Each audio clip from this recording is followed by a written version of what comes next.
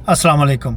आपको पता है कि मलेशिया में 2026 की अपडेट के मुताबिक बहुत से बिजनेसमैन, बहुत से ट्रैवलर जो टूरिस्ट हैं, बहुत से जो जिनके फैमिली मेंबर मलेशिया में हैं, उनके लिए जो वीज़ा अपडेट की गई है वो मल्टी एंट्री वीज़ा है।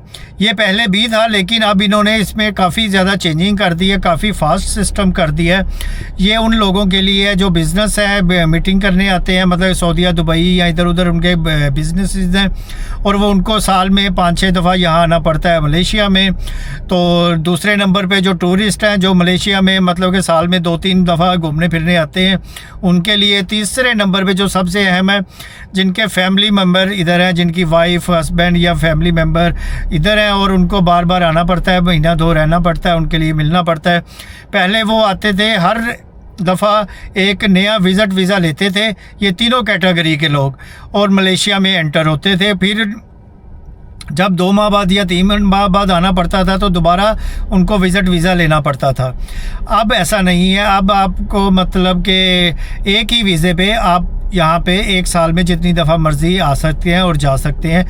तो आज मैं इस बारे में बात करूँगा, इस बारे में बताऊँगा कि कौन लोग एलिजिबल हैं, कौन लोग एलिजिबल नहीं है मल्टी एंट्री वीज़ा के। ये नहीं कि सबको मिल जाएगा, कौन से डॉक्यूमेंट्स चाहिए, कौन से जो मतलब कि रिक्वायरमेंट है गवर्नमेंट ऑफ मलेशिया की तरफ से वो चाहिए, और क्या प्रोसेसिंग पीरियड है। आज मैं सारा कुछ इस वीडियो में बताऊंगा। जो भाई नया है मेरे चैनल पे तो वो लाइक करे, सब्सक्राइब करे, ताकि उसको हमेशा अथेंटिक और यूज़फुल इन्फॉर्मेशन यहाँ पर इस चैनल पे मिल सके। तो चलते हैं, वीडियो स्टार्ट करते हैं।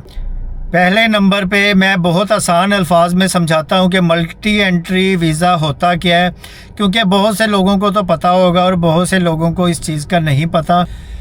मल्टी एंट्री वीज़ा जो होता है उसको वो ये होता है कि आप एक ही वीज़े पर मल्टी टाइम आप ट्रैवल कर सकते हैं, मलेशिया में आराम से स्मूथ तरीके से आ जा सकते हैं।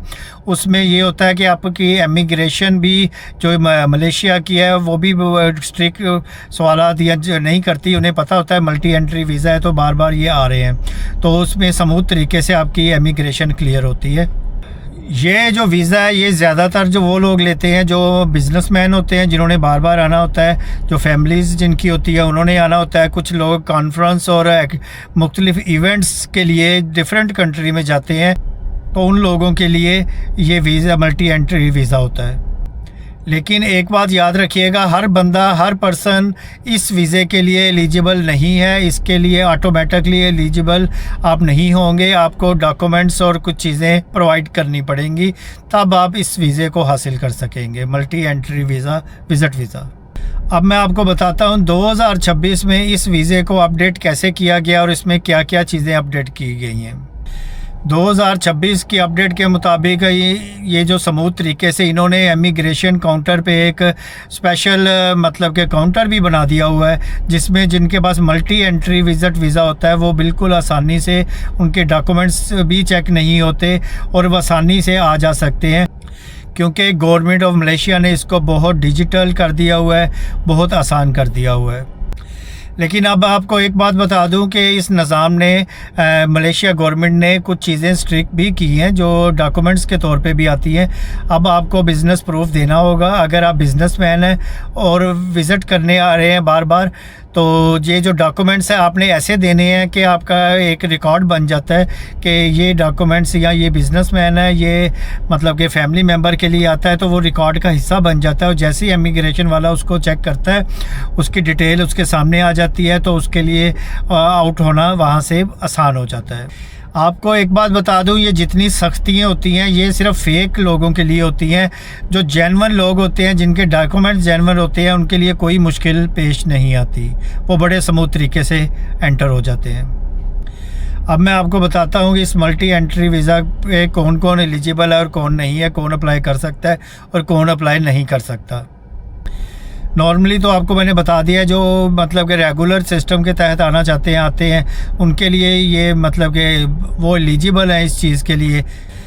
ये आप जब ई वीज़ा अप्लाई करते हैं, e visa multi enter visa की बात कर रहा हूँ, उसमें अगर आपकी जो हिस्ट्री है वो बिल्कुल ठीक हो, आपके डॉक्यूमेंट्स बिल्कुल ठीक होंगे, आपकी ट्रैवल हिस्ट्री अच्छी होगी, आपके मतलब कि फाइनेंशियली प्रूफ होगा, बैंक स्टेटमेंट वगैरह होगी, तो आपको अप्रूवल आसानी से मिल जाएगी। इसमें कोई मुश्किल नहीं है, आप ई वीज़ा अप्लाई कर सकते हो।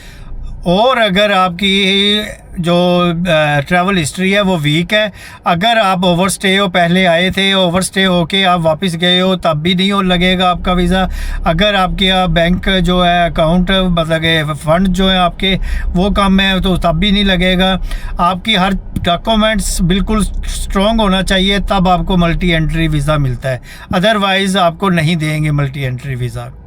अब बात करते हैं सबसे अहम चीज़ की, डॉक्यूमेंट्स की, कि डॉक्यूमेंट्स क्या क्या चाहिए, वो आपको मैं डिटेल से बता देता हूँ। इसमें आ जाता है वैलिड पासपोर्ट आ जाता है, रिटर्न टिकट आ जाती है, पासपोर्ट साइज़ पिक्चर आ जाती है जो अप्लाई करने के लिए आपको ऑनलाइन अगर आपने अप्लाई करना है उसके लिए चाहिए, रिटर्न टिकट चाहिए आपको, होटल बुकिंग चाहिए आपको, यहाँ किसी अगर के घर जा रहे हैं तो इनविटेशन लेटर चाहिए, अगर किसी के घर जाए उसका डिटेल आपको पास एड्रेस और सारा कुछ होना चाहिए।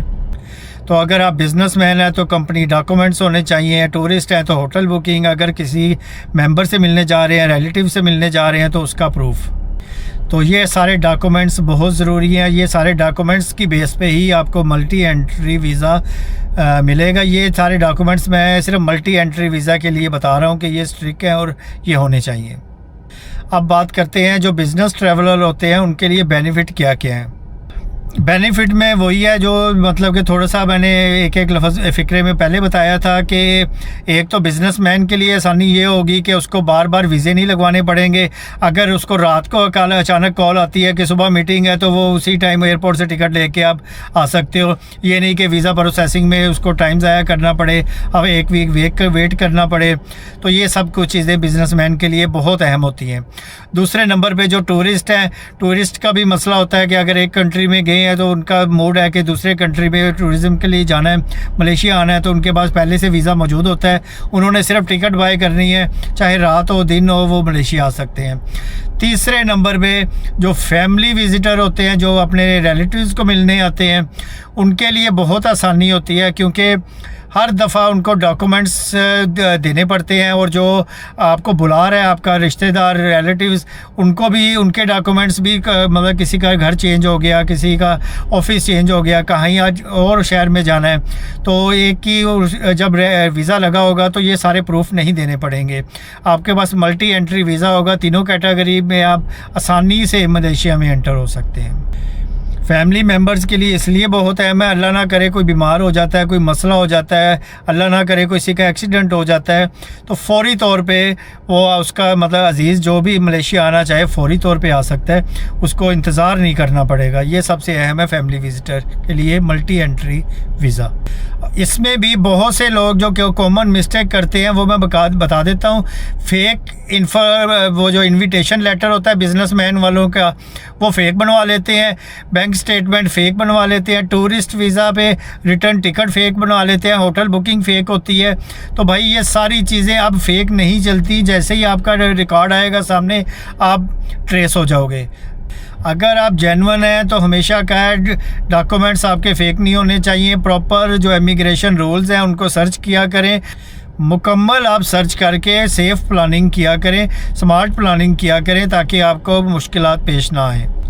और सबसे इम्पोर्टेंट जो मैं आखिर में बात बताता हूँ, फेक एजेंटों से दूर रहें। फेक एजेंट आपको कहीं का नहीं छोड़ेंगे, वो अपने कमीशन के चक्कर में होते हैं। जैसे ही आपने उनको अमाउंट दे दी उसके बाद आपका कोई वारिस नहीं होगा।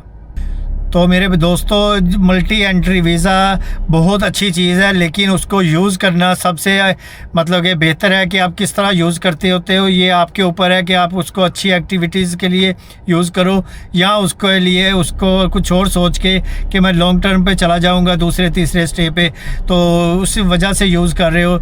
तो इसीलिए हमेशा आपको कहा है कि अच्छी सोच रखें, लीगल तरीका अपनाएं, एजेंटों से दूर रहें। तो मुझे उम्मीद है ये वीडियो भी आप लोगों को पसंद आएगी। पसंद आई है तो लाइक किया करें, शेयर किया करें। तो और मुझे इजाज़त दें, मिलते हैं नेक्स्ट वीडियो में। अल्लाह हाफिज़।